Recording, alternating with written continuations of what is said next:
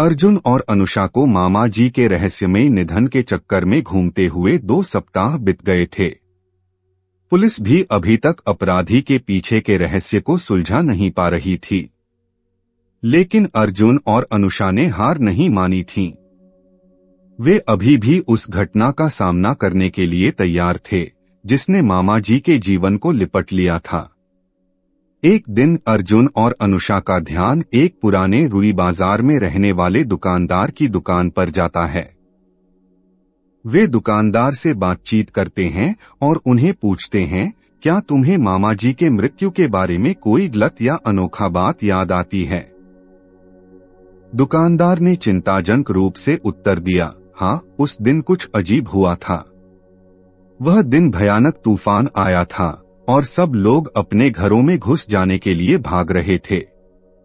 तब जब मैंने अपनी दुकान को बंद करने के लिए जाने की कोशिश की, एक अजनबी औरत दुकान के सामने खड़ी थी। उसका चेहरा नकाब से ढका हुआ था और वह बहुत डरी हुई और बेचैन दिख रही थी। उसने मेरे पास आकर कहा, कृपया मुझे छुपने दो, कुछ लोग मेरी पीछे हैं। मैंने उसे दुकान में आने की इजाजत दी और उसे अपने पीछे के कमरे में छुपा दिया। तभी एक समझदार व्यक्ति दुकान में आया और उस औरत की तलाश करने लगा। मैंने उसे बताया कि वह यहाँ नहीं है और उसने जल्दी से चले गए। उस औरत के देखने के बाद मैं बहुत चिंतित हुआ था। वह बेचैनी और डर के साथ यहाँ आई थी, कुछ गलत जरूर है। अर्जुन और अनुषा ध्यान से सुनते हैं और दुकानदार से वह औरत का ब्यौरा और कुछ और तथ्य पूछते हैं।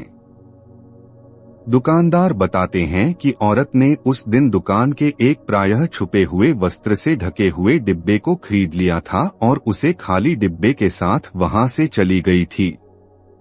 अर्जुन को एक ख्याल आया, क्या वह औरत और मामा जी के मृत्यु के बीच कोई तालमेल हो सकती है? क्या वह औरत कोई शरारती या अपराधी है जिसका मामा जी से संबंध हो सकता है?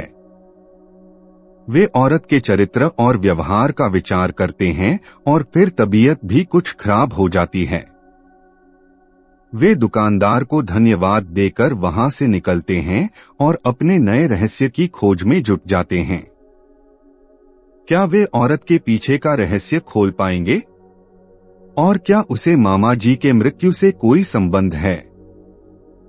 इस नए रहस्यमय अध्याय के साथ अर्जुन और अनुषा को एक नया और उलझन भरा सफर आगे भी भविष्य है।